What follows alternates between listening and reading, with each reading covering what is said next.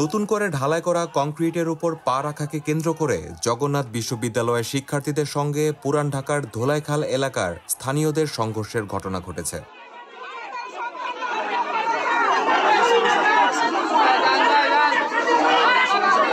৩ March রাত 11:30টার দিকে এই সংঘর্ষ শুরু হয়। ওই ঘটনায় 7 জন আহত হওয়ার খবর পাওয়া গেছে।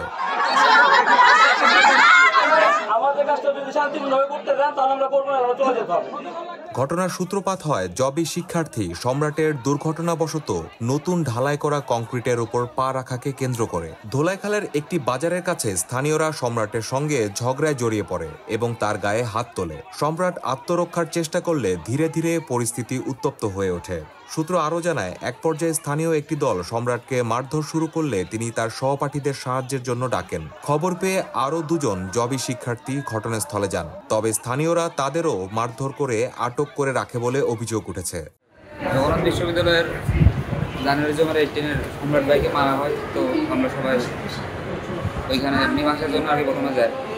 তো যাওয়ার পরে ওইখানে যারা স্থানীয় যৌলিক নামের যে লোক যারা ছিল তারা প্রথমে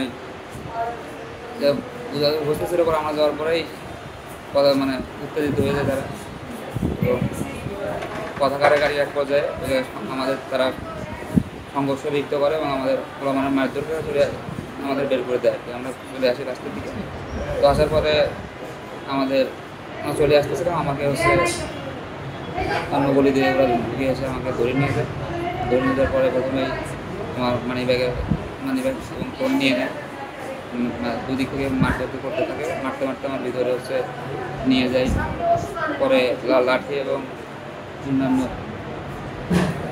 অন্যান্য অস্ত্র দিয়ে আমাকে আঘাত করে মাথায়।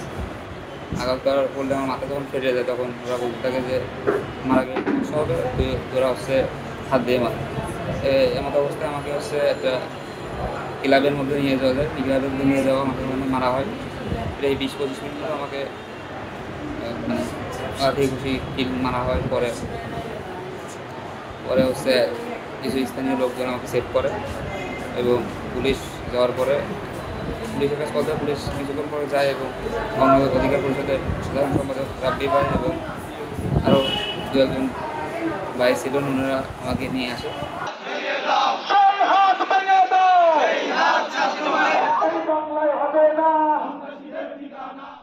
এ বিষয়ে ওয়ারী থানার office incharge Mohammad Mustafizur Rahman the daily স্টারকে জানান, ঘটনাটা হলো ওই গোয়ালঘাট লেনে একটা রোডের ঢালাই কাজ চলতেছিল। তো ওখানে একটা স্টুডেন্ট ওই মধ্যে নাকি পাড়াতে যাওয়ার সময় হয়তো এটা নষ্ট হয়েছে, এই নিয়ে তর্ক বিতর্ক, এইভাবে ঘটনাটা সূত্রপাত হয়ে গেছে।